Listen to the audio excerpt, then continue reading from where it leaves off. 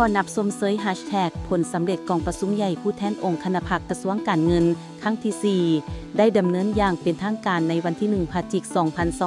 2025 กองประชุมใหญ่ดำเนินภายใต้คำขวัญยกสูงบทบาทความสามารถการนำพาของคณะพรรค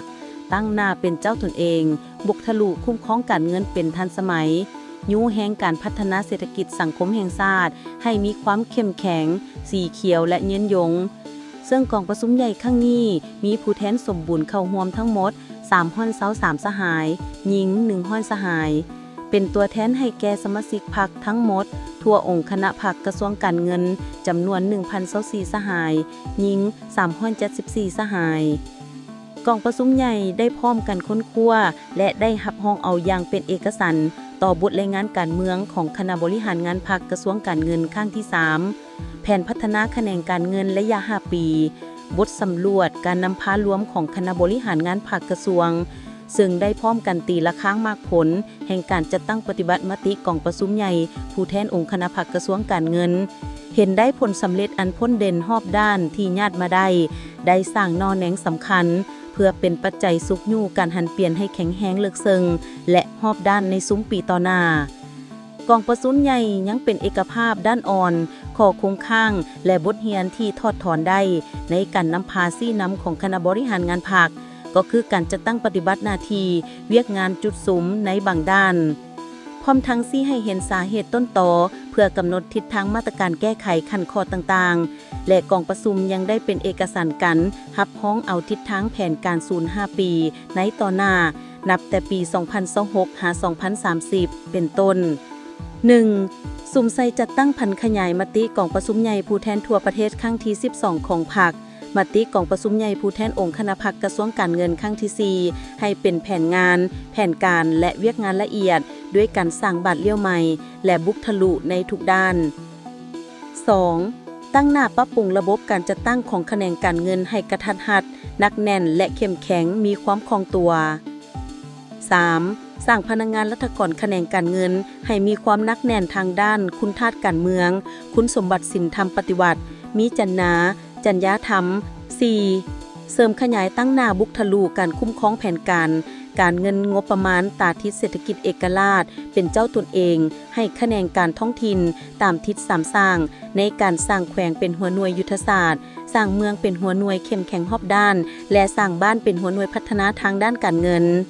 5. ตั้งหน้าสู่โซนปรับปรุงกลไกคุ้มครองการเงินงบประมาณให้มีประสิทธิภาพโรงเรียนลดผ่อนบรรดาคดคันต่างๆและสิ่งอุดตันต่างๆและเข้มงวดปฏิบัติวินัยการเงินงบประมาณตามการแบ่งคันคุ้มครองแต่ศูนย์กลางลงฮอดท้องถิ่น 6. ค้นคว้าบรรดานโยบายที่สนับสนุนการสร้างจัดตั้งปฏิบัติแผนพัฒนาเศรษฐกิจสังคมให้เข้มแข็งกว่าเก่ามีลักษณะวิทยาศาสตร์มีระบบฐานข้อมูลเศรษฐกิจการเงินงบประมาณที่ครบถ้วนและทันกับความเรียกร้องต้องการของการพัฒนาระยะใหม่ 7. พัฒนาระบบคุ้มครองข้อมูลข่าวสารเศรษฐกิจการเงินงบประมาณและการบริหารรัฐด้วยกฎหมายให้มีศักดิ์สิทธิ์เป็นทันสมัยและก้าวไปสู่ระบบดิจิตอล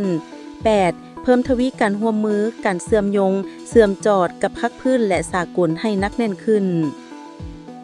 กองประชุมได้รับฟังการประกอบคำเห็นจากสหายผู้ตั้งหน้าบรรดากรมวิชาการภาคฐานหน่วยภาคตั้งหน้า3องค์การจัดตั้งมหาชน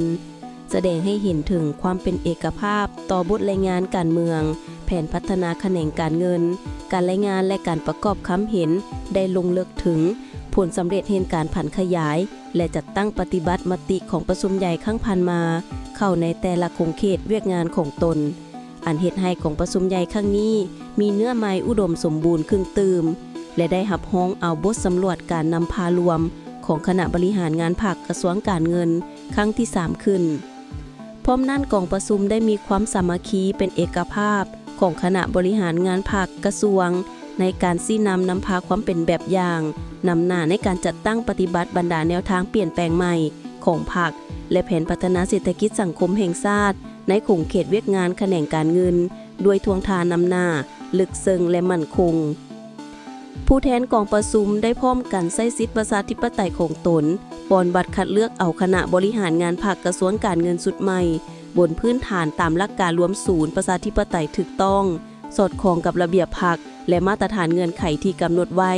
ซึ่งมีผู้ออกรับสมัครเลือกตั้งจำนวน29สหายหญิง5สหายและเลือกได้จำนวน25สหายหญิง5สหายดังนี้ 1. สหายสันติภาพพรหมวิหาร 2. นางพรวรรณอุทวงศ์ 3. ภูวงศ์กิตตาวงศ์ 4. สุริวัฒน์สุวรรณจุมค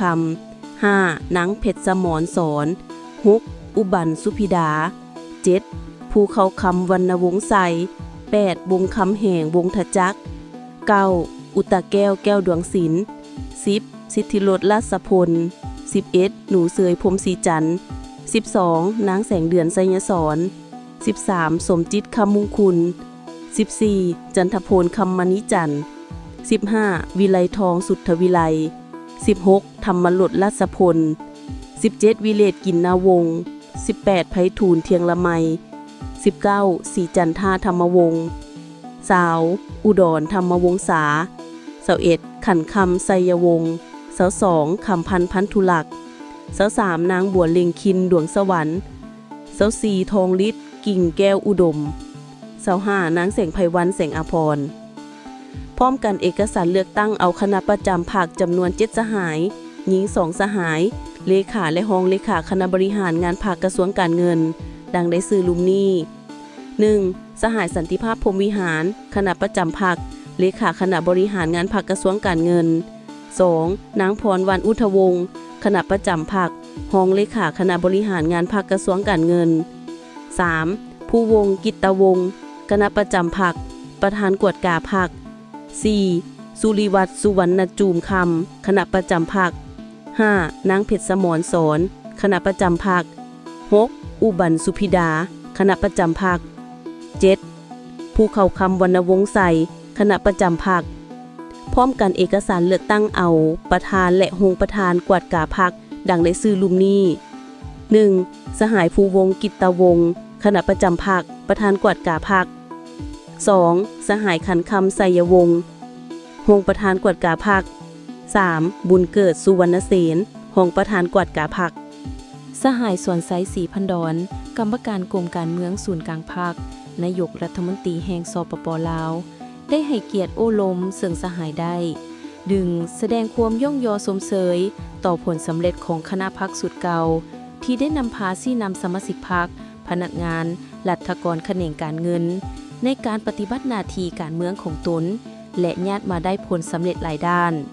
2. แสดงความเป็นห่วงเป็นใยต่อด้านอ่อนข้อคงข้างบางด้านที่จะต้องได้สืบต่อนำไปปรับปรุงแก้ไขในต่อหน้า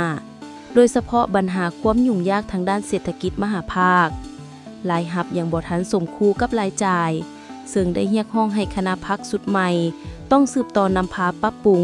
แก้ไขจุดอ่อนข้อคงข้างและปัญหาสำคัญในสภาพที่ประเทศเฮายังมีความยุ่งยาก 3. สืบต่อเอาใจใส่ศึกษาอบรมการเมืองแนวคิดให้สมาชิกพรรคพนักงานแขนงการเงินด้วยหลายโครงการ 4. เพิ่มทวีการนำพาของคณะพรรคทุกขั้นเพื่อสร้างการหันเปลี่ยนอย่างแข็งแรงและลึกซึ้ง 5. แขนงการเงินถือเป็นแขนงการมหาภาคใหญ่คือหมากหัวใจเป็นเส้นเลือดใหญ่ในระบบเศรษฐกิจของประเทศ 6. ปรับปรุงกงจักรให้กระทัดรัดและหันปินเจ้าตนเองด้วยการบุกทะลุอย่างตั้งหน้าในการคุ้มครองการเงินเป็นทันสมัยและต้องเด็ดขาดแก้ไขปัญหาปรากฏการณ์ย่อท่อในแขนงการเงินอย่างแท้จริงให้มีมาตรการเข้มงวดเติมอีกขึ้น